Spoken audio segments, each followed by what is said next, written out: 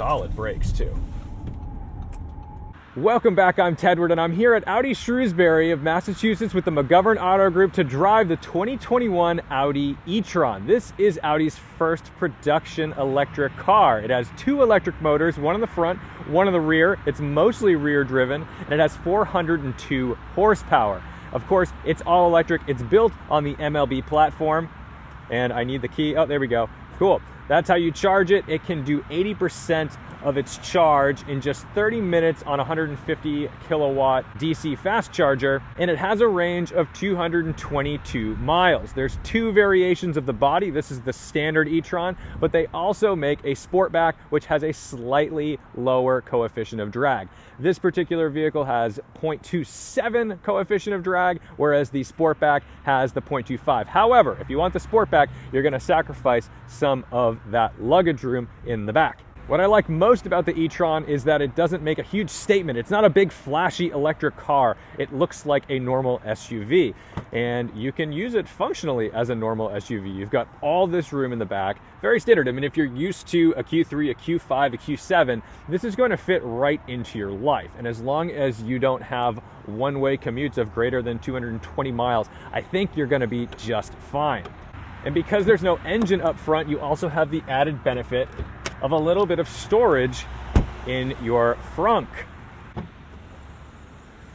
Right under here. There you go. Not a lot, nothing crazy, but if you just need your little smuggler's box, it's something to use.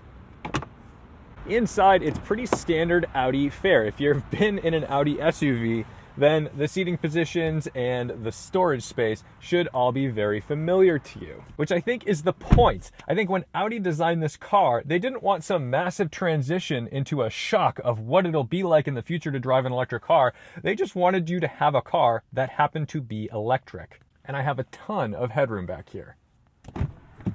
More importantly than all of the specs and facts, which you can look up on Wikipedia if you so choose, it matters how it drives. So let's go take the Audi e-tron out for a cruise. I've got the e-tron key. We can hit our start stop.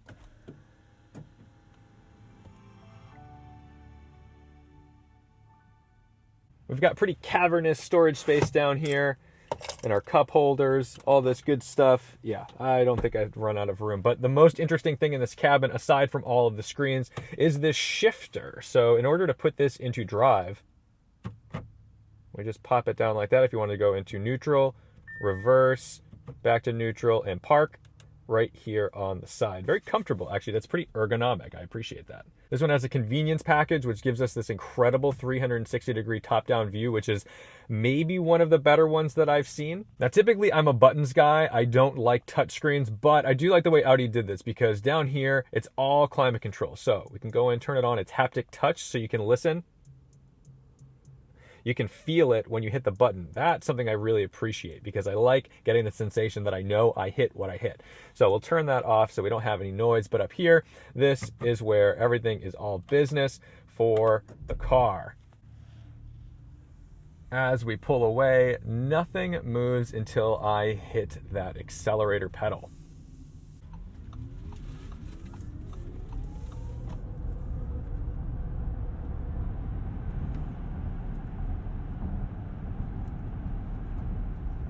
We have a drive select button down here, so we can change it from auto, dynamic, efficiency, comfort.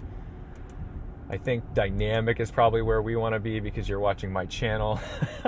And the suspension can raise or lower depending on the situation.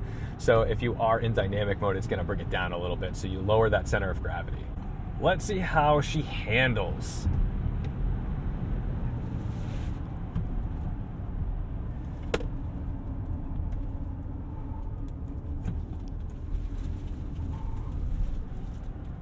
I'd imagine we're on some sort of tire that improves efficiency.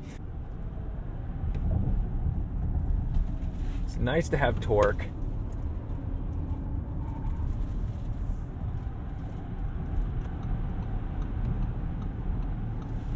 Solid brakes too.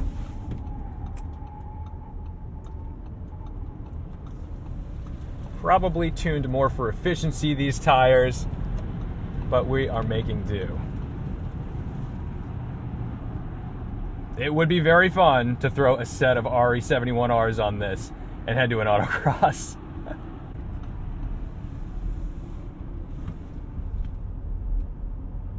I like that the power is biased towards the rear.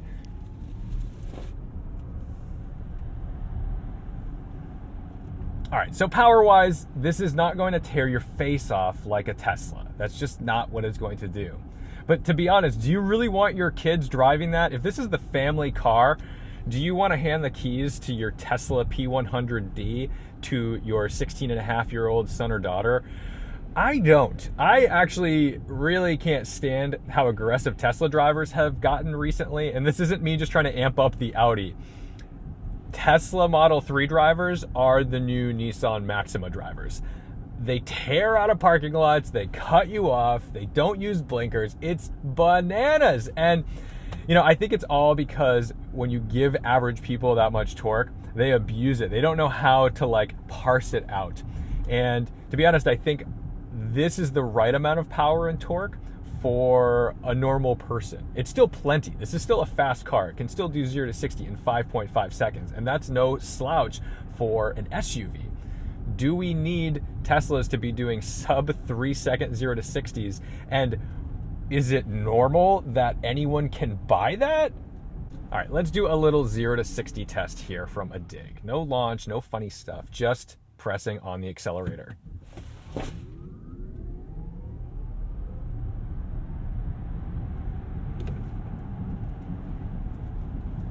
Convenience-wise, I could see myself enjoying an electric car, not just because it reduces the stress where I'm not listening to an internal combustion engine produce a bunch of racket and send me check engine lights all the time, but I also don't have to wait for it to warm up. I could go on my phone, I could tell it, hey, I'm gonna drive soon, so could you please bring the interior temperature to 72 degrees?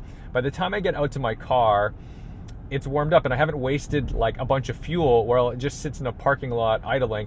And if let's say my garage is cold, you don't want to leave an internal combustion engine idling in your garage unless you have other issues that you need to address. And you'll be able to do that with this. You'll actually be able to say, hey, I want my car to be warm when I get there. And from what I've read, and all of the EV tech nerds can come and combat me on this in the comments, but from what I've read, this seems to lose less efficiency in cold weather compared against its EV competitors like the Tesla.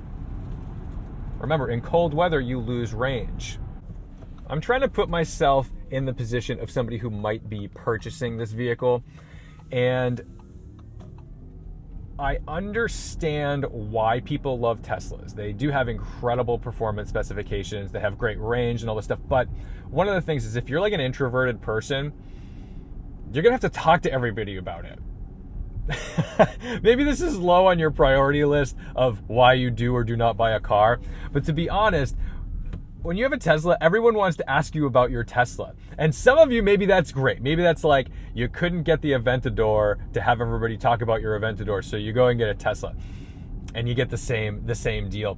But it's like, I don't really want to have the conversation about my car every time I pull off the road to charge it or fuel it up.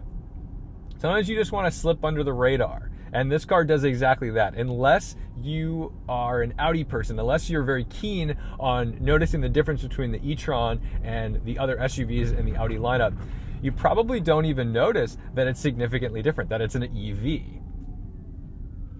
So yes, times are changing. We are moving toward a less internal combustion filled world. But is that such a bad thing for like 99% of the way we normally drive?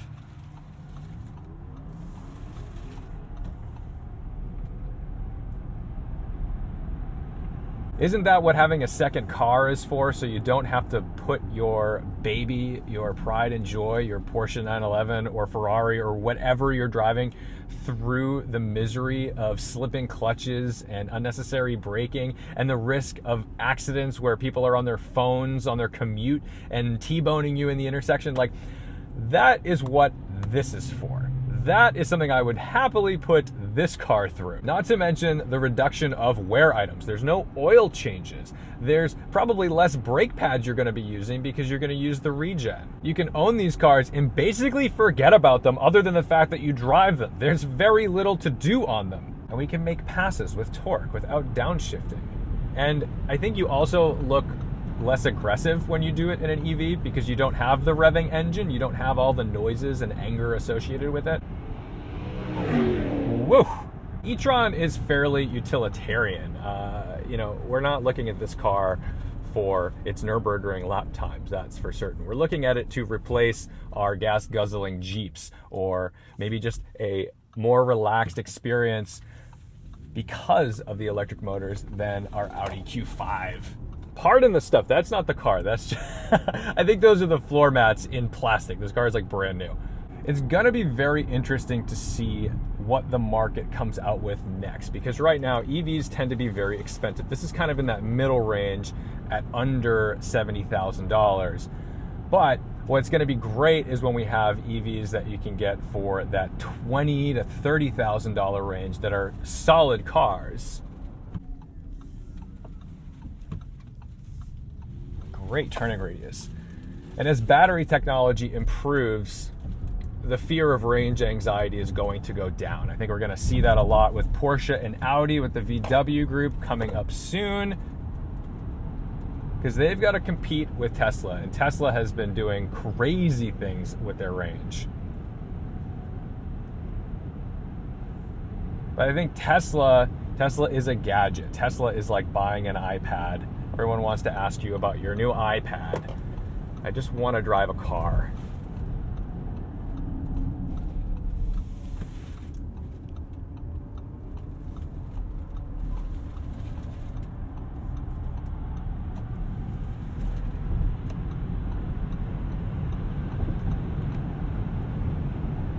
Yeah, this thing really moves.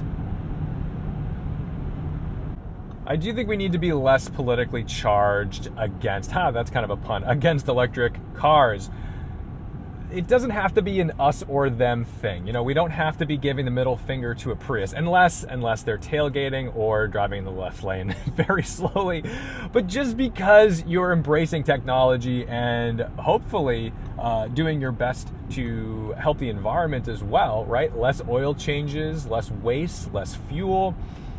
Those are all good things. And it's okay that your dream garage might include an electric car next to your classic air-cooled 911, next to your Ferrari, next to your Supra, Mark IV. I think there's a tool for every job, and electric cars, I believe, are the right tool for most everyday use. What's interesting about major manufacturers like Audi developing and producing electric vehicles is that they already know how to make a car. They're developing the technology and figuring out how to make it work with their platforms. Whereas Tesla, they have the technology and they're learning how to make a car. So which do you want to be the headliner? Do you want a car that handles like a car because they've been developing cars for many, many years? Or do you want the technology with a company that's like figuring out how to make that technology handle like a car? And it speaks volumes when you drive these back to back, because the steering in the Tesla needs some work. It's a little numb, it's a little vague, whereas you get into an Audi or a BMW EV and it's clear that it's from that family. So thank you, Audi Shrewsbury of the McGovern Auto Group, for giving me the opportunity to play with this new Audi e-tron. Thank you for watching, liking, commenting, and subscribing. Don't forget to respect the drive, and I'll see you in the next one.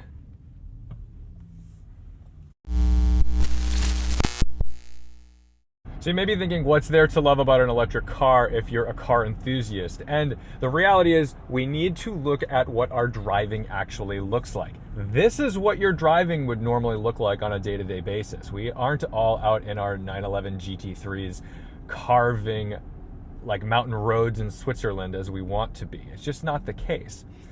We're usually sitting in traffic. We're usually in low-key stressful situations. It's not that there's massive road rage. It's just that on your way to and from work or whatever you do every day, you are subliminally bombarded with the stress of your internal combustion engine. Even when you sit at a red light and you're idling, if your car's idling a little weird or if it's just kind of bobbing, like, you feel it, or at least I do. I know that when my M3 in the cold, when it's trying to find an idle and it's just sitting there, and I know you're probably just saying, oh, it's a junky BMW, but I feel it. You can feel the vibrations of the car.